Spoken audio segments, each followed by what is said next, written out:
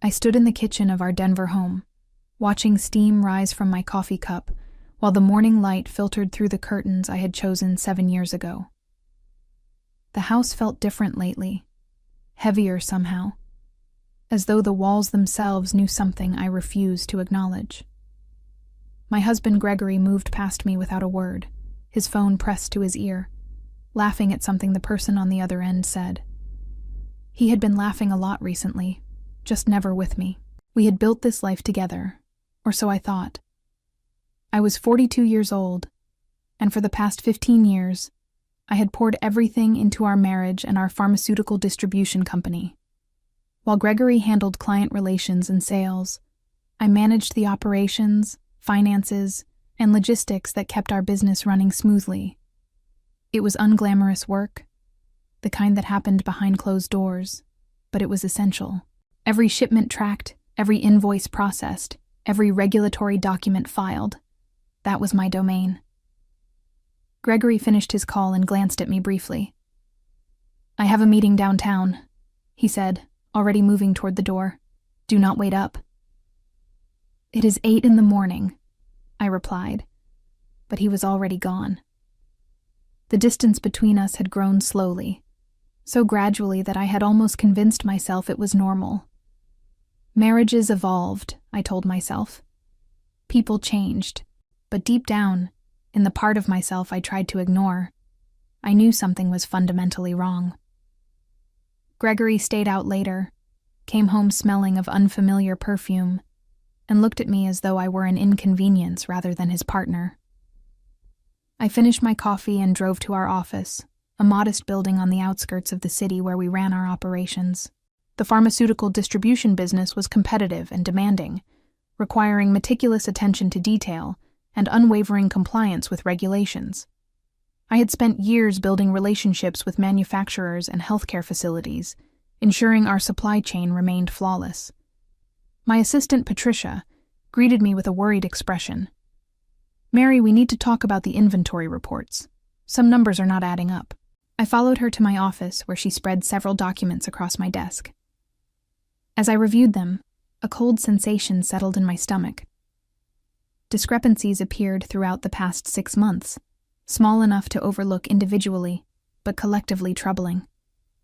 Shipments that should have generated revenue seemed to disappear into administrative gaps. "Has Gregory seen these?" I asked. Patricia hesitated. "He told me not to bother you with operational details anymore. Said he would handle it directly." The cold sensation intensified. Gregory had never shown interest in the detailed operational work before. His strength was relationships and sales, not logistics and compliance. Why would he suddenly want to handle inventory discrepancies?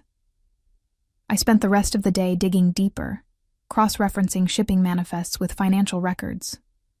The more I searched, the more irregularities I found. Nothing obviously criminal, but enough inconsistencies to suggest someone was either incompetent or deliberately obscuring information. Gregory returned to the office late in the afternoon, breezing through with barely a glance in my direction. "We need to discuss these inventory reports," I said, holding up the documents. He waved dismissively. "I am handling it. Do not worry about things you do not understand." The condescension in his tone struck me like a physical blow. I had built the operational infrastructure of this company. I understood it better than anyone. "Gregory, these are serious discrepancies. We could face regulatory issues if—" "I said I am handling it, Mary." His voice carried an edge I had never heard before. "Focus on your paperwork and let me run the business." He left before I could respond, and I sat alone in my office, staring at the documents spread before me. Something was very wrong, and my husband clearly had no intention of being honest with me about it. That evening, I returned home to an empty house. Gregory did not come back until after midnight, and when he did, he went straight to the guest bedroom without a word.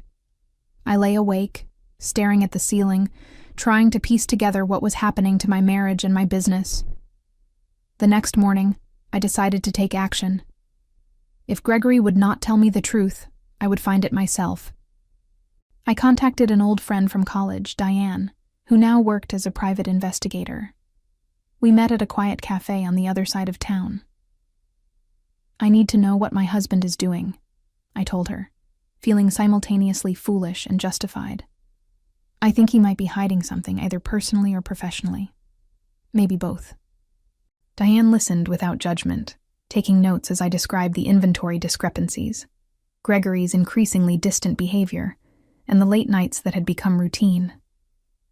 "Give me 2 weeks," she said. "I will find out what is going on." Those 2 weeks felt like an eternity.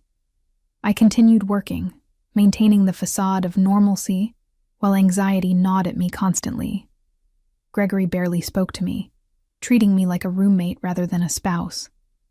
At the office, he held meetings behind closed doors and spoke in hushed tones on phone calls. I caught him once, laughing with someone on the other end about finally being free soon. The words haunted me. Free from what? From me? When Diane finally called, her tone was somber. "We need to meet. I have information, and you are not going to like it." The coffee shop Diane chose was nearly empty at 3 p.m. on a Tuesday. She sat in a corner booth, a manila folder on the table in front of her. As I approached, I could see the sympathy in her eyes, and my stomach twisted with dread.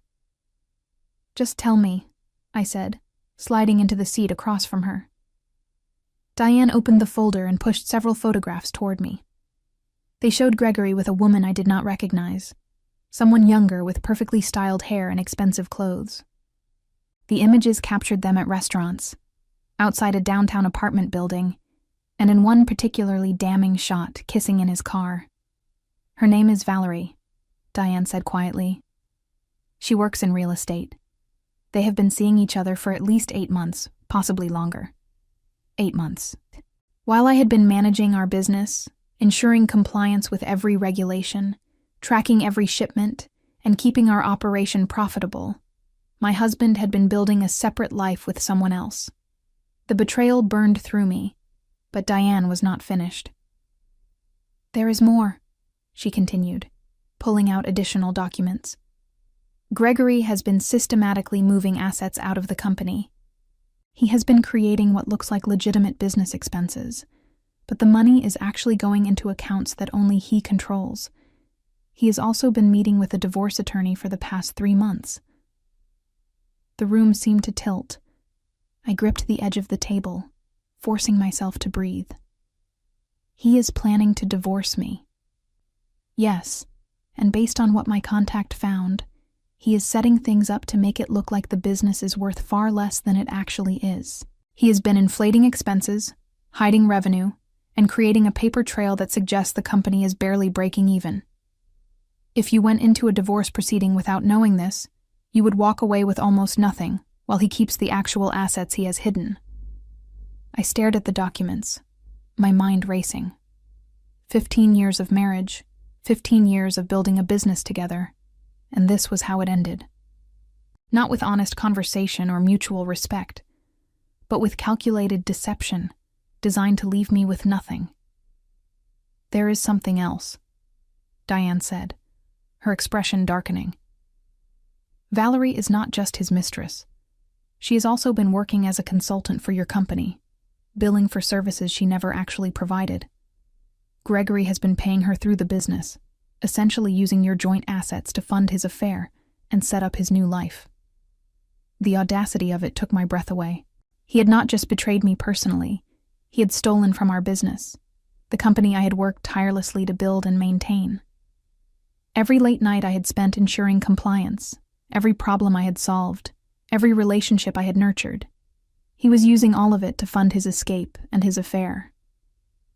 "What do I do?" I asked, my voice barely above a whisper. Diane leaned forward. "You document everything. You get ahead of this. He thinks you are clueless, which gives you an advantage. He is going to file for divorce soon, probably within the next month based on what my sources indicate. You need to be ready." I left the coffee shop with the folder tucked under my arm, my mind churning with emotions I could barely process. Anger, betrayal, humiliation. They all swirled together into something cold and determined. Gregory had underestimated me, treated me like I was too stupid or too complacent to notice what he was doing. He was about to learn exactly how wrong he was. Over the next 3 weeks, I became someone I barely recognized. During the day, I played the role of the oblivious wife, going through the motions at work while Gregory continued his charade. But at night, I worked with Diane and a forensic accountant named Bernard, meticulously documenting every irregularity in our business finances. Bernard was a meticulous man in his 60s who had spent decades untangling complex financial schemes. He reviewed our company records with the intensity of someone solving a puzzle, and what he found was damning. "Your husband is not very good at hiding his tracks," Bernard said during one of our late-night meetings at his office. "He has been diverting funds for months, but he made mistakes. The payments to Valerie, for instance, are clearly not legitimate consulting fees. The invoices are vague, the work product is non-existent, and the timing coincides exactly with when their affair started, according to your investigator's timeline." "Can we prove it?" I asked. "Absolutely. But there is more. He has also been underreporting revenue from several of your major clients. The actual payments come in, but he records them as partial payments or delayed shipments. The difference goes into a separate account. Over the past year, he has moved approximately $400,000 out of the business this way." $400,000. The number staggered me. That was not just marital assets. That was theft from our jointly owned company. It was fraud, and it gave me leverage I had not anticipated. "What about the business valuation?" I asked. "If we go to divorce court, how will this affect what the company is worth?" Bernard smiled grimly. "If he presents the doctored books he has been creating, the company will look nearly worthless. But with the actual financial records, the ones showing the real revenue and the money he has been stealing, the business is worth approximately $3 million, maybe more. The difference between what he will claim and what it is actually worth is substantial." I sat back, letting the information sink in. Gregory thought he was going to walk away from our marriage with most of the assets while leaving me with scraps. He had no idea I knew about his scheme. No idea I had spent weeks building an airtight case against him. "We need a lawyer," I said. "Someone who specializes in complex divorce cases involving business assets." Diane had already anticipated this. "I know someone. Her name is Janet, and she is excellent. She handles high-stakes divorces, and she does not lose." Janet turned out to be a woman in her early 50s, with sharp eyes and an even sharper mind. Her office in downtown Denver was understated but elegant, the kind of place that communicated competence without ostentation. She listened to my story without interruption, occasionally taking notes, her expression neutral. When I finished, she sat back and steepled her fingers. "Your husband has made several critical mistakes. The most significant is that he has committed what amounts to fraud against your jointly owned business. That changes everything. This is not just a matter of dividing marital assets. This is a case where one party has been actively stealing from the marital estate." "What does that mean for the divorce?" I asked. "It means we have leverage," Janet said. "In Colorado, marital property is divided equitably, which usually means roughly equal. But when one spouse has been hiding assets, committing fraud, or otherwise acting in bad faith, the court can and will adjust the division accordingly.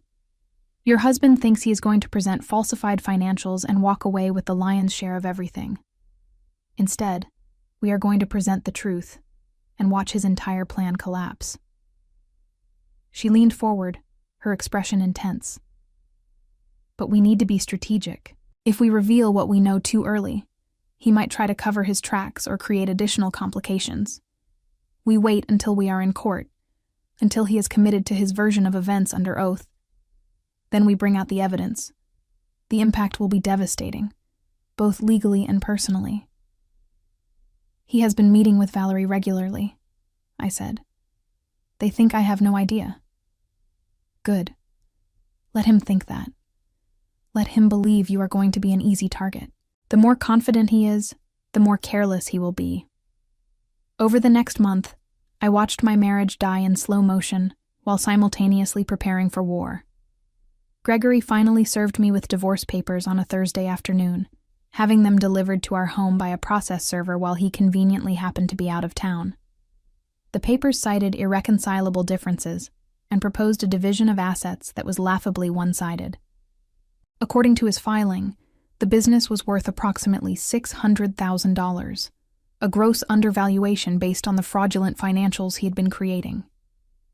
He proposed keeping the business and giving me $300,000 as my share, along with the house, which still had a substantial mortgage. In reality, this would leave him with millions in hidden assets, while I received less than a quarter of what I was entitled to. I read the papers with Janet in her office, and she shook her head in disgust. He really thinks you are going to accept this. He has no idea what is coming. We filed our response, contesting his valuation and requesting a full forensic audit of the business. Gregory's lawyer fought this, of course, but the court granted our motion. The audit would be conducted by an independent accountant appointed by the court, and it would reveal the truth about what Gregory had been hiding. I could see the worry starting to creep into Gregory's expression when he learned about the audit. He tried to talk to me one evening when we were both at the house, an occurrence that had become increasingly rare. "This audit is unnecessary," he said, attempting to sound reasonable. "It is just going to cost us both money and delay everything. Why do you not just accept the settlement I proposed?" "It is fair." I looked at him. This man I had loved and trusted, and felt nothing but cold determination. "I will see you in court, Gregory." His expression hardened. "You are making a mistake. You are not going to get more than what I offered. You should take it while you can." The thinly veiled threat did not frighten me. I had spent weeks preparing for this, building an unassailable case with the help of people who actually knew what they were doing. Gregory thought he was clever, but he was merely predictable. The court-appointed auditor, a stern woman named Frances, spent 2 weeks examining our business records. She had the authority to access everything, including the accounts Gregory thought were hidden. I watched him grow increasingly agitated as the audit progressed, making frequent calls to his attorney and spending long hours away from the office. When Frances submitted her report to the court, Janet called me immediately. "It is better than we hoped." She found everything: the hidden accounts, the payments to Valerie, the underreported revenue. She valued the business at $3.2 million and noted evidence of potential fraud that she is recommending be referred to the district attorney. The district attorney. Gregory was not just facing an unfavorable divorce settlement, he was potentially facing criminal charges. Our court date was set for a Friday morning in late October.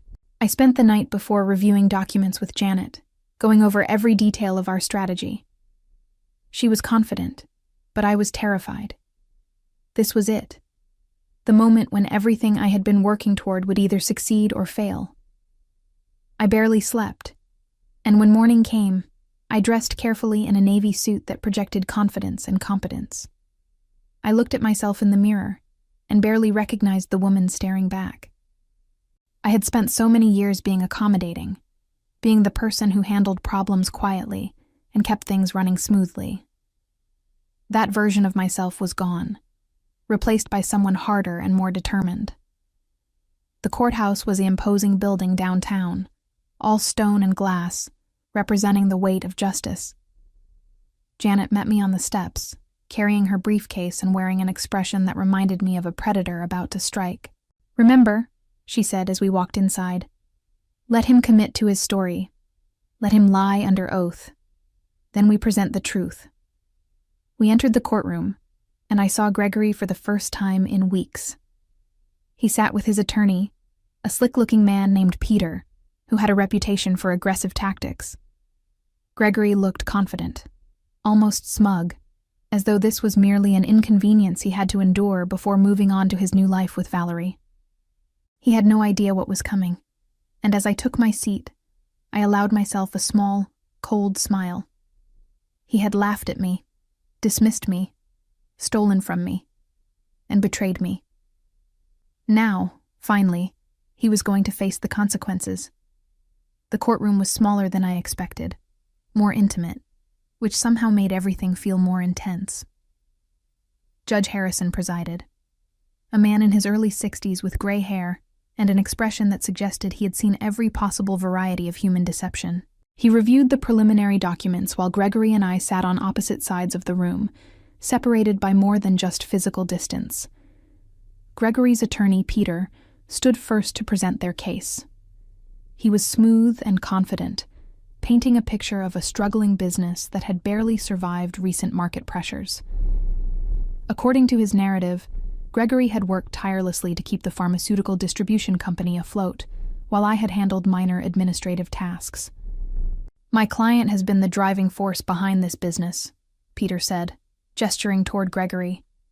"He built the client relationships, secured the contracts, and navigated the competitive landscape. The business, while it provided a modest living, is not the valuable asset Mrs. Mary seems to believe. The independent valuation my client obtained places its worth at approximately $600,000, and Mr. Gregory is being more than generous in offering his wife half that amount, plus their home." I watched Gregory nod along, his expression serious and concerned, as though he genuinely cared about being fair. The performance was impressive. If I had not known the truth, I might have believed it myself. Peter continued, presenting the falsified financial documents that Gregory had carefully constructed over the past year. Revenue reports that showed declining income, expense reports that were inflated with fraudulent consulting fees, and projections that painted a bleak picture of the company's future. It was a comprehensive fiction, and Peter delivered it with absolute conviction. "Mrs. Mary is understandably emotional about the end of their marriage," Peter said, his tone sympathetic. "But emotion cannot change the financial reality. The business simply is not worth what she seems to think it is worth. My client is proposing a fair settlement that will allow both parties to move forward with their lives." Judge Harrison listened without expression, occasionally making notes. When Peter finished, he looked toward Janet. "Counsel, do you wish to present your case?"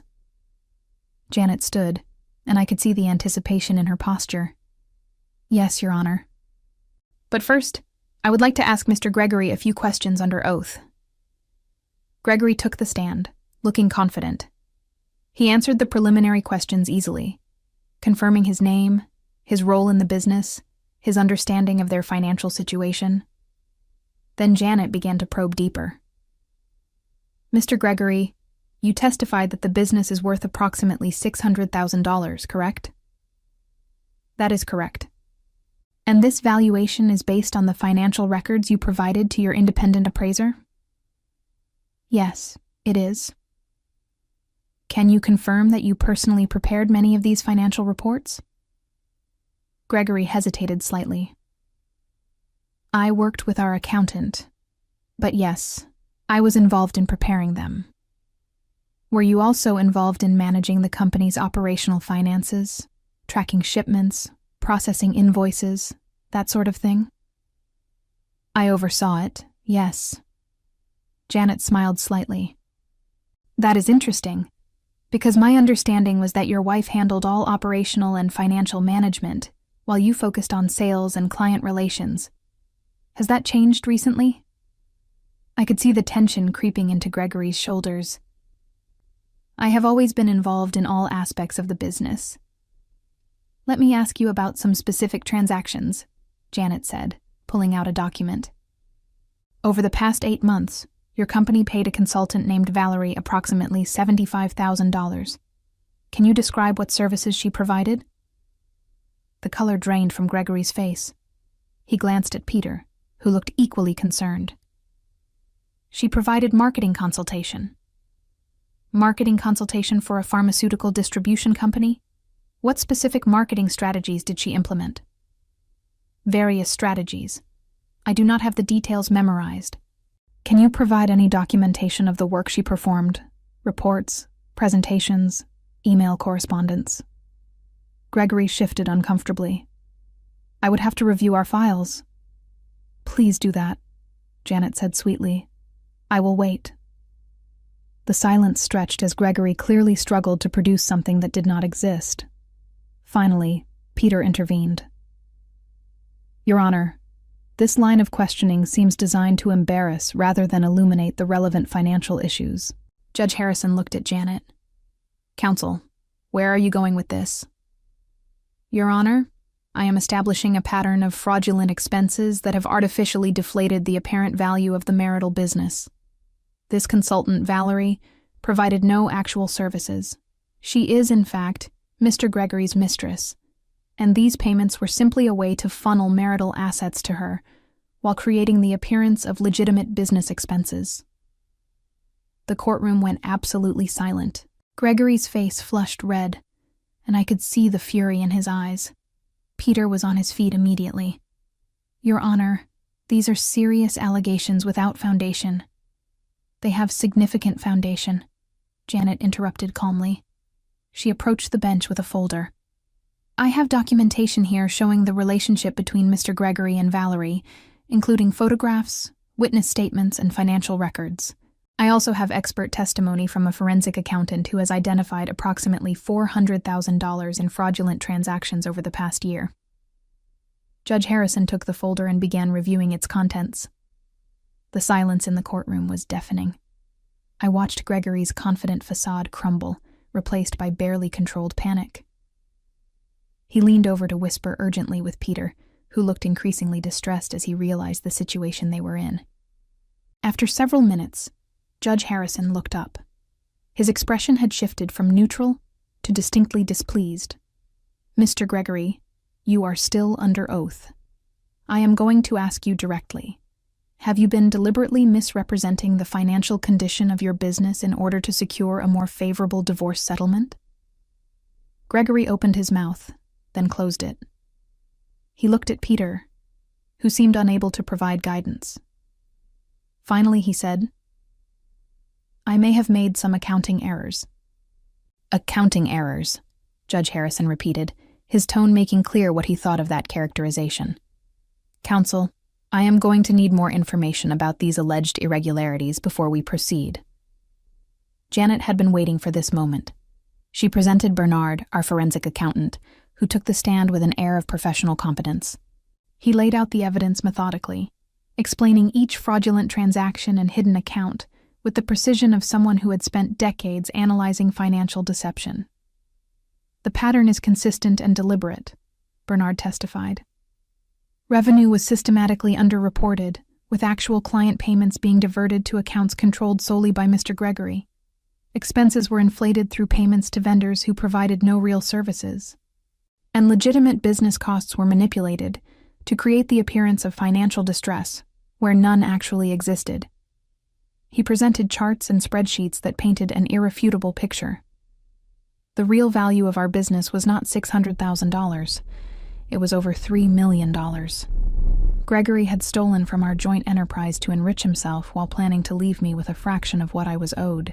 Peter tried to mount a defense, suggesting that these were simply differences in accounting methodology. But his arguments sounded weak even to my untrained ear.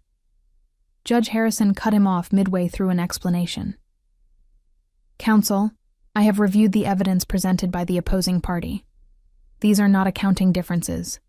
This appears to be a systematic effort to defraud both your client's spouse and potentially the court itself. Do you have any substantive response to these allegations? Peter conferred with Gregory in hushed, urgent tones. I could see Gregory's hands shaking. His earlier confidence completely evaporated. He had walked into this courtroom expecting an easy victory, a rubber stamp on his carefully constructed fraud. Instead, his entire scheme was being exposed in meticulous detail. Your Honor, Peter finally said, we request a recess to review this new information and consult with our client. Denied, Judge Harrison said flatly. You have had ample opportunity to present accurate financial information. The time for games is over. Counsel for the petitioner, do you have additional evidence to present? Janet did. She called the court-appointed auditor, Francis, who confirmed everything Bernard had testified to. She had found the same discrepancies, the same hidden accounts, the same pattern of fraudulent transactions. Her report recommended not just an adjustment to the divorce settlement, but referral to law enforcement for possible criminal prosecution. In my 30 years of conducting financial audits, Frances testified, I have rarely seen such a blatant attempt to hide assets and defraud a spouse. The evidence is overwhelming, and the methodology was both systematic and intentional. Gregory sat motionless, staring at the table in front of him. I wondered what he was thinking, whether he was calculating his next move or simply drowning in the realization that his plan had failed spectacularly. Part of me felt a savage satisfaction at his distress. This was the man who had betrayed me, stolen from me, and planned to leave me destitute. Now he was facing the consequences. Janet returned to her seat, and Judge Harrison spent several minutes reviewing documents. The tension in the courtroom was palpable. Finally, he looked up and addressed Gregory directly. Mr. Gregory, I am going to give you one opportunity to explain yourself, and I strongly suggest you tell the complete truth, because if you lie to me again, you will regret it. Did you deliberately falsify financial records to misrepresent the value of your business in these divorce proceedings? Gregory stood slowly. His voice, when he spoke, was barely audible. Yes, Your Honor. And did you divert marital assets to an account controlled solely by yourself? Yes, Your Honor. And did you use marital funds to pay for personal expenses related to an extramarital affair? Gregory's jaw clenched. Yes, Your Honor. The admissions hung in the air. Judge Harrison's expression was cold. Thank you for your honesty, belated as it is. Please be seated. As Gregory sat down, I saw him glance in my direction. There was no smugness now, no condescension, just fear and anger. He had underestimated me completely, and the realization was written across his face. Judge Harrison addressed both attorneys. We are going to take a brief recess while I review all the evidence presented today. When we return, I will issue my ruling on the division of marital assets. I am also going to be referring this matter to the district attorney's office for review of potential criminal charges. We are in recess. The gavel struck, and people began filing out of the courtroom. I remained seated, my legs shaking with adrenaline. Janet put a hand on my shoulder. You did perfectly. Just remain calm for a little longer. During the recess, I stood in the hallway outside the courtroom, trying to process what had just happened. I had watched my husband admit under oath to defrauding me, to stealing from our joint business, to systematically planning to leave me with nothing. The betrayal I had discovered weeks ago was now a matter of public record, and the consequences were only beginning. Gregory and Peter huddled in a corner, their conversation intense and clearly contentious. I saw Peter gesturing emphatically, probably explaining just how badly things were going. Gregory looked pale and drawn, nothing like the confident man who had walked into court that morning. Diane appeared beside me, having attended the proceedings as a witness in case her testimony was needed. That was brutal, she said quietly, but necessary. He deserves everything that is coming. Is it wrong that I feel no sympathy for him? I asked. Not even a little bit, Diane replied. He made his choices. Now he faces the results. When we returned to the courtroom, Judge Harrison already sat at the bench, his expression grave. I have reviewed all evidence presented today, including the testimony of multiple expert witnesses and the sworn admissions of Mr. Gregory. What I have seen disturbs me greatly. This court takes allegations of fraud very seriously, particularly when one party attempts to use legal proceedings as a tool for continued deception. Judge Harrison continued, his voice carrying the weight of authority. The evidence presented makes clear that Mr. Gregory has engaged in a systematic effort to hide marital assets, falsify business records, and defraud both his spouse and potentially this court.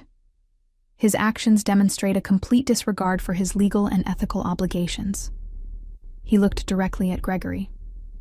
Mr. Gregory, your testimony today revealed that you diverted approximately $400,000 in marital assets to accounts you controlled exclusively. You paid your mistress $75,000 from business funds for services she never provided. You deliberately underreported business revenue to make your company appear less valuable than it actually is. These are not minor indiscretions or accounting errors. These are calculated acts of fraud.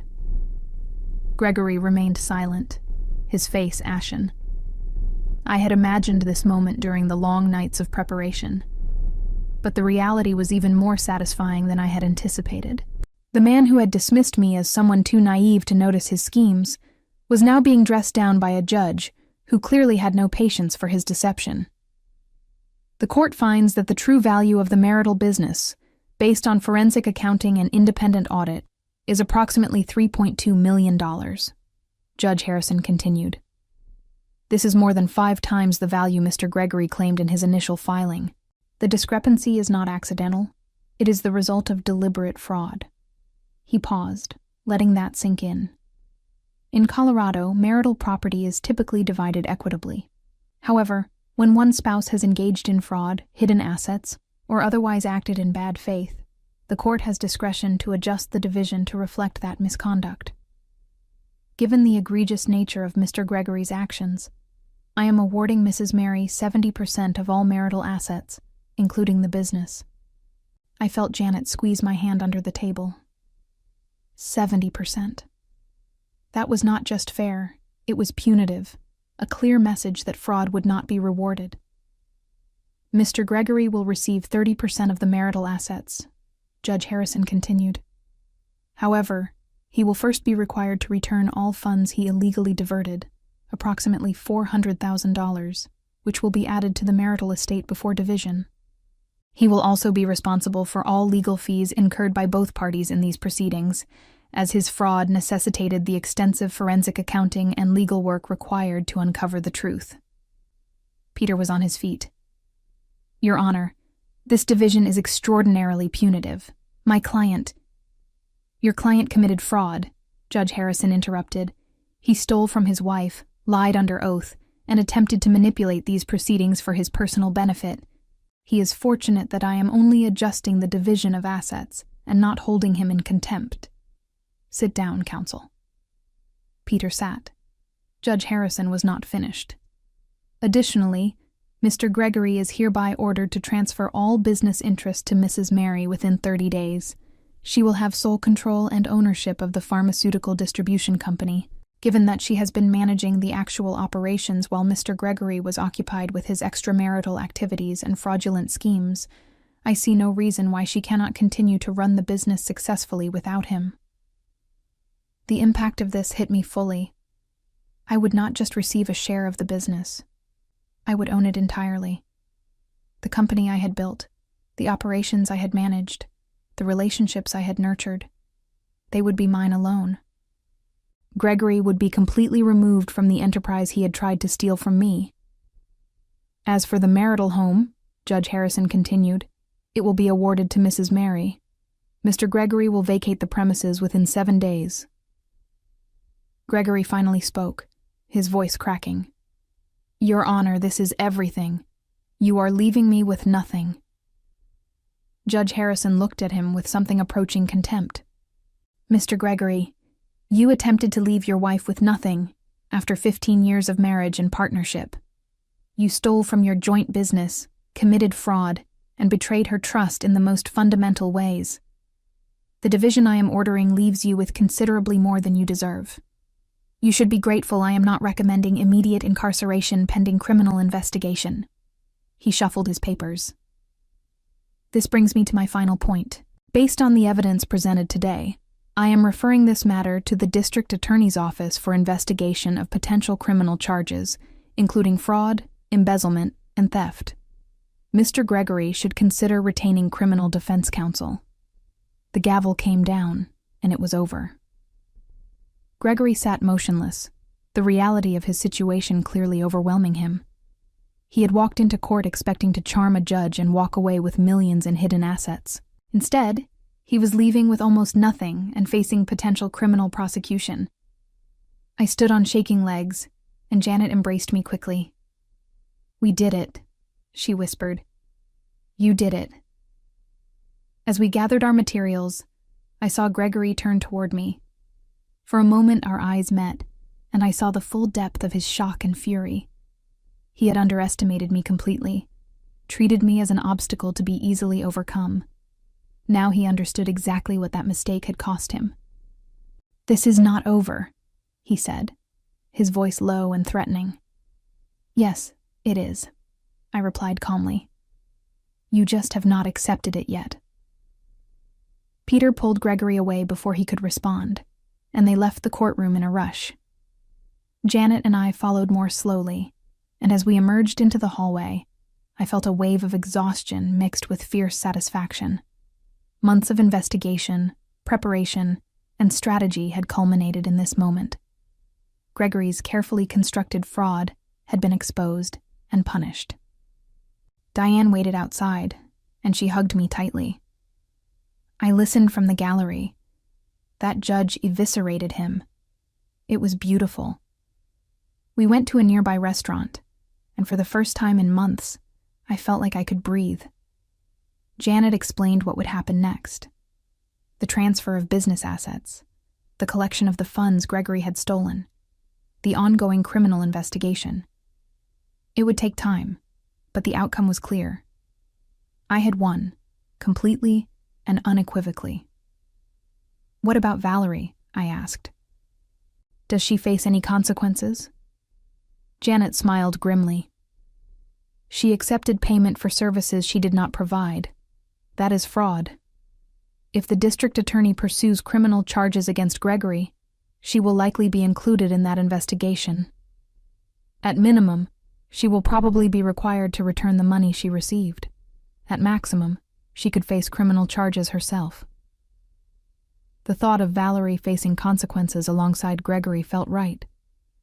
She had not been an innocent bystander in his scheme. She had actively participated in defrauding our business, and by extension, me. Over the following weeks, the reality of my victory became concrete.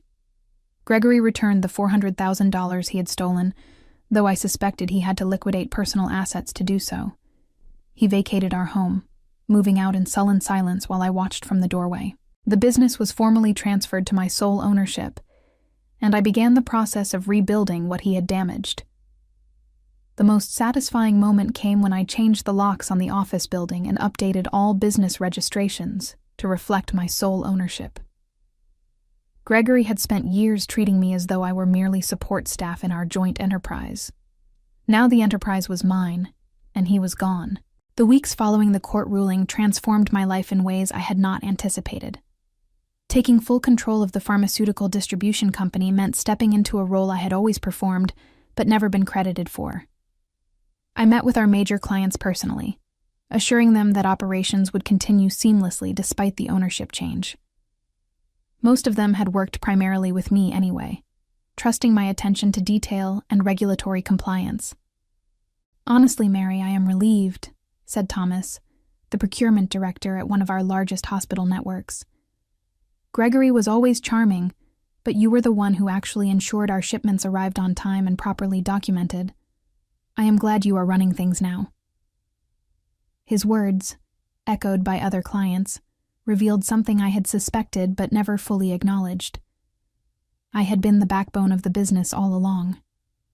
Gregory had taken credit for relationships I had built and maintained through competent, reliable service. Without him, the company did not suffer. It thrived.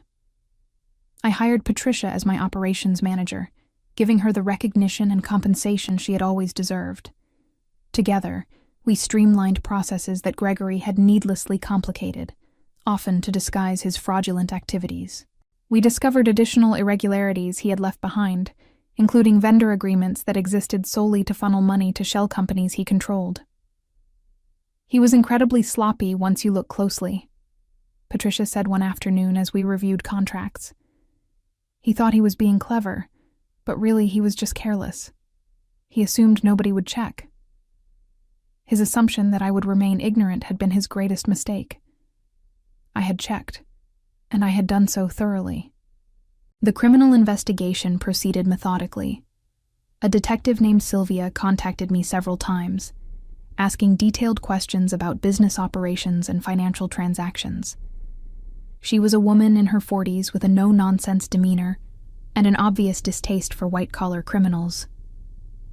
"Your husband thought he was untouchable," Sylvia said during one of our meetings. "That kind of arrogance usually leads to exactly what happened to him. We see it constantly. Someone gets comfortable committing fraud, stops being careful, and eventually leaves evidence everywhere." "What will happen to him?" I asked. "That depends on several factors, including whether he cooperates and whether the district attorney wants to pursue charges aggressively. But based on what we have found, he is looking at potential felony charges for embezzlement and fraud. If convicted, he could face prison time and would definitely face significant fines and restitution requirements." The idea of Gregory in prison felt surreal.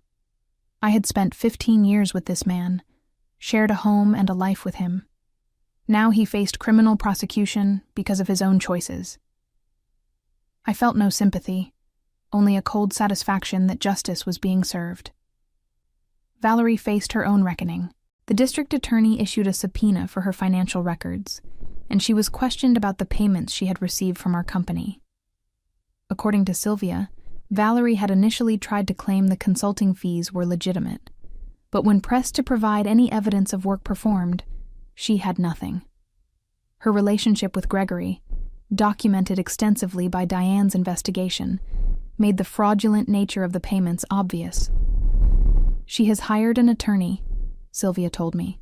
"My guess is she will eventually agree to return the money and cooperate with our investigation of Gregory in exchange for reduced charges.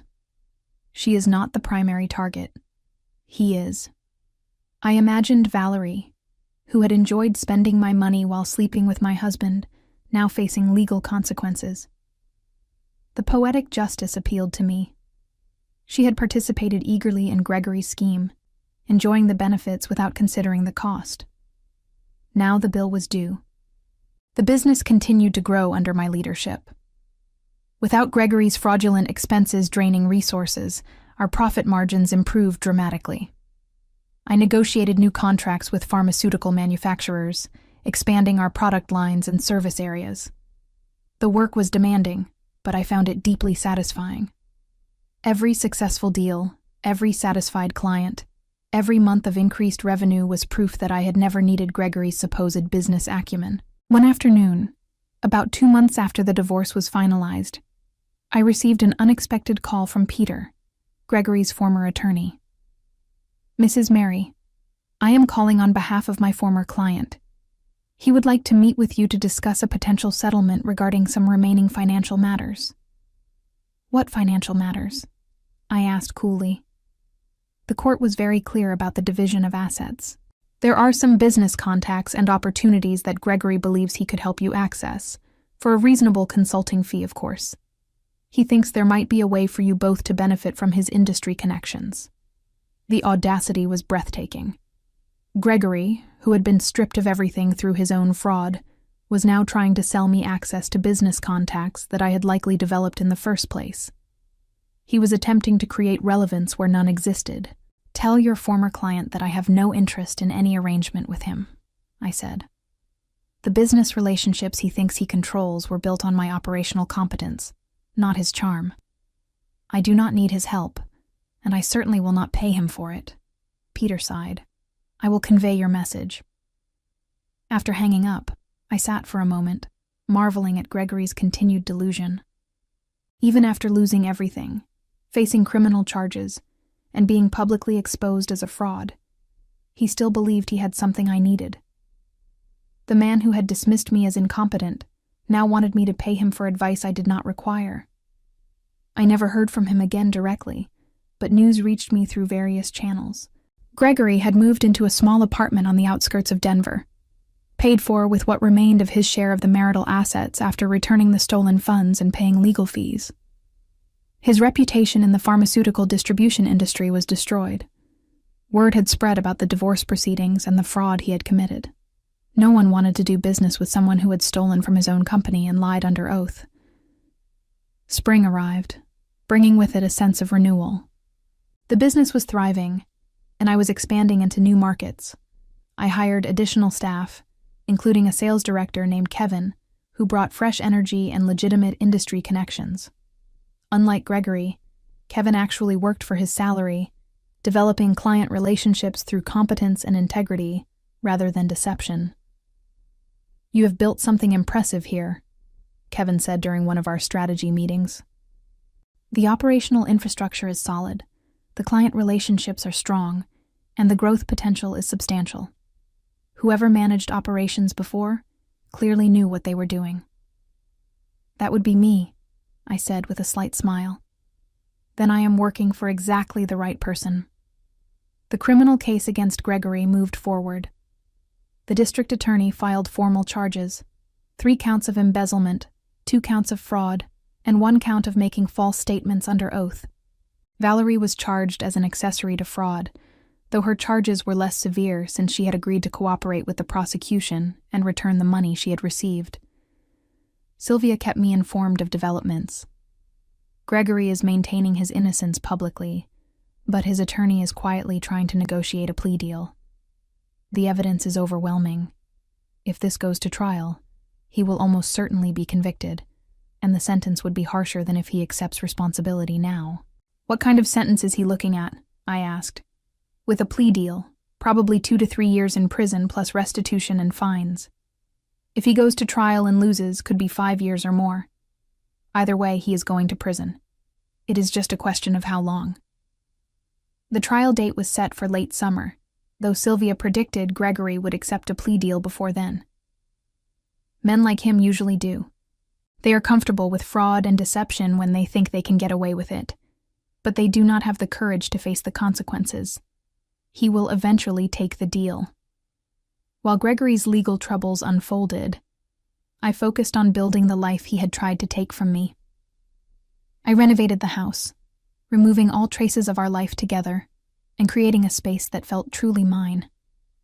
I reconnected with friends I had neglected during my marriage, discovering that many of them had never liked Gregory, but had stayed silent out of politeness. "He always seemed like he was performing," my friend Jessica said over dinner one evening. "Like he was playing the role of a successful businessman, but did not actually know what he was doing. You were the competent one, but he took all the credit." Her observation validated what I had learned through painful experience. Gregory had been a performance, all charm and confidence with no substance underneath. I had provided the substance while he claimed the spotlight. The pharmaceutical distribution business required constant attention to regulatory compliance, inventory management, and relationship maintenance. These were not glamorous tasks, but they were essential. I had always understood that, while Gregory had viewed them as beneath his notice. Now, running the company alone, I could structure operations exactly as they should be, without his interference or his theft. One afternoon in June, I received a call from Sylvia. "Gregory accepted the plea deal this morning. He pled guilty to 2 counts of embezzlement and 1 count of fraud. The other charges were dropped as part of the agreement. He has been sentenced to 3 years in prison, followed by 2 years of probation. He also has to pay significant restitution and fines, though frankly I doubt he has the resources to pay much of it." 3 years in prison. The man who had planned to leave me destitute while he lived comfortably with his mistress was now headed to prison. The justice of it satisfied something deep within me. "What about Valerie?" I asked. "She got probation and community service in exchange for her cooperation. She also has to repay the $75,000 she received, with interest. Her legal career is essentially over. No one wants to hire someone convicted of fraud, even if she avoided prison time." After hanging up with Sylvia, I sat in my office, looking out over the city. The journey from discovering Gregory's betrayal to this moment had been exhausting and often painful. I had been forced to become someone harder, more cynical, more willing to fight. But I had survived, and more than that, I had won completely. The business continued to expand through the summer. I secured a major contract with a regional hospital system, significantly increasing our revenue. I hired a financial officer named Grace, who brought expertise in corporate finance and helped me structure the company for long-term growth. Under my leadership, the business was achieving success Gregory had only pretended to generate. One evening in August, I attended an industry conference in Denver. These events had always made me uncomfortable when I attended with Gregory, as he would work the room while I stood awkwardly to the side, my contributions invisible. This time, I attended alone, and the difference was striking. "Mary, I heard you took over the business," said Andrew, the CEO of a competing firm. "I have been impressed with what you are doing. Your company has a reputation for reliability and integrity that is rare in this industry." Reliability and integrity. The qualities I had always brought to the business, now recognized without Gregory to claim credit. We talked about potential partnerships, and Andrew suggested we meet to discuss collaborative opportunities. It was the kind of business development Gregory had claimed to excel at, but I was doing it through competence rather than performance. I left the conference with several promising contacts and a renewed sense of confidence. I had not just survived Gregory's betrayal. I had built something better without him. The company was more profitable, my reputation was stronger, and my future was mine to control. Autumn arrived with cooler temperatures and changing leaves. Gregory began serving his prison sentence at a minimum security facility outside Denver. I learned this through Sylvia, who occasionally updated me on his situation. He had been assigned to work in the prison kitchen and was reportedly struggling with the loss of freedom and status. "He keeps insisting he is innocent to the other inmates," Sylvia told me with obvious amusement. "Apparently everyone in prison is innocent, but the reality is he is serving time for crimes he committed, and no amount of denial changes that." I felt no satisfaction in his suffering, but I felt no sympathy either. He had made his choices, and consequences were simply the natural result of those choices. He had stolen, lied, and betrayed. Now he was in prison. The cause and effect was straightforward. Valerie had moved away from Denver, unable to find work, and unwilling to face the social consequences of her actions. According to mutual acquaintances, she had relocated to another state, trying to start over with a damaged reputation and legal problems following her. Her relationship with Gregory, such as it was, had dissolved the moment legal trouble arrived. She had wanted money and excitement, not loyalty or responsibility. The business reached new milestones. We expanded into 2 additional states, hired 15 new employees, and doubled our revenue compared to the previous year. Every success felt like vindication, proof that I had never needed Gregory's supposed expertise. The company thrived precisely because I had removed his fraud and incompetence. Patricia was promoted to Vice President of Operations, and together we developed strategic plans for continued expansion. Grace restructured our finances, eliminating inefficiencies and maximizing profitability. Kevin built legitimate client relationships based on quality service. I had assembled a team of competent professionals who actually did their jobs, and the results spoke for themselves. One December afternoon, I sat in my office reviewing the year-end financial reports. The numbers were extraordinary. The company was worth over $4 million now, and the growth trajectory suggested even greater success ahead. I thought about Gregory's prediction in court, his confidence that he would walk away rich while I got nothing. The reality was precisely the opposite. My phone rang. It was Janet, calling to inform me that all legal matters related to the divorce were now completely resolved. Every asset has been transferred, every document has been filed, every requirement has been met. You are officially free of him in every legal sense. "Thank you," I said, "for everything." "You did the hard work," Janet replied. "I just helped you document it and present it effectively. You were the one who investigated, prepared, and fought. You earned this outcome." After we hung up, I allowed myself a moment of reflection. 18 months ago, I had been a woman whose husband was betraying her, stealing from their joint business, and planning to leave her destitute. I had been afraid, hurt, and uncertain. Now I was the sole owner of a thriving company, financially secure and completely independent. The transformation had required becoming someone harder and more calculating than I had ever imagined, but it had been necessary. I thought about Gregory in prison, stripped of everything he had valued: money, status, freedom, respect. He had gambled that I was too naive or too weak to discover his fraud. He had lost that gamble catastrophically. Every consequence he suffered was directly traceable to his own choices. He had created his own destruction through arrogance and greed. Valerie had fled to another state, her reputation destroyed and her legal troubles following her. She had participated eagerly in Gregory's scheme, enjoying the benefits without considering the cost. Now she was paying that cost, required to repay money she no longer had, and marked permanently by her conviction for fraud. Her future prospects were dim, limited by her own poor judgment and criminal record. As for me, I built something real. The pharmaceutical distribution company operated with integrity, treated employees fairly, served clients reliably, and generated substantial profits. It was everything a business should be. Everything I had always tried to make it, even when Gregory was sabotaging my efforts. Now, without his interference, the company reached its full potential. I stood and walked to the window, looking out over Denver as evening lights began to glow across the city.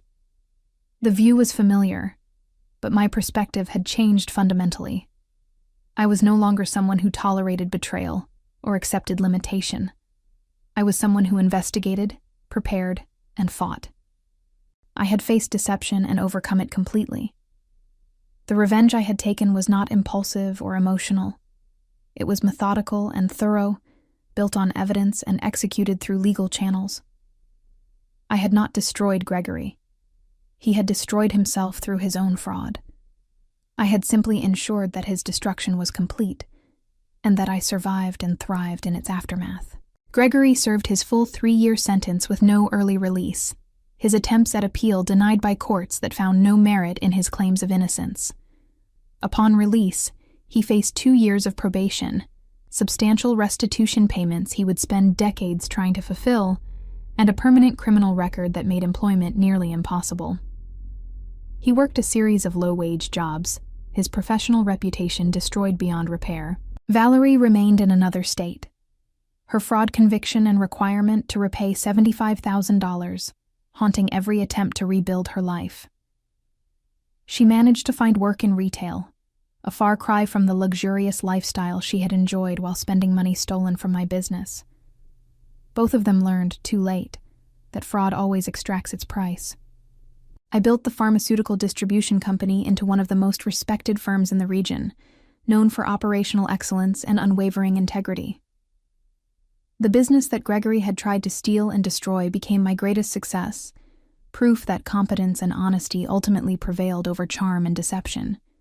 Standing in my office, watching the sunset paint Denver in shades of gold and amber, I reflected on the journey from betrayed wife to successful business owner. The revenge I had taken was not bitter or destructive. It was simply the natural consequence of truth confronting lies. Gregory had underestimated me completely, and that single mistake had cost him everything. I had no regrets about the path I had chosen, only satisfaction that justice had been thoroughly and completely served.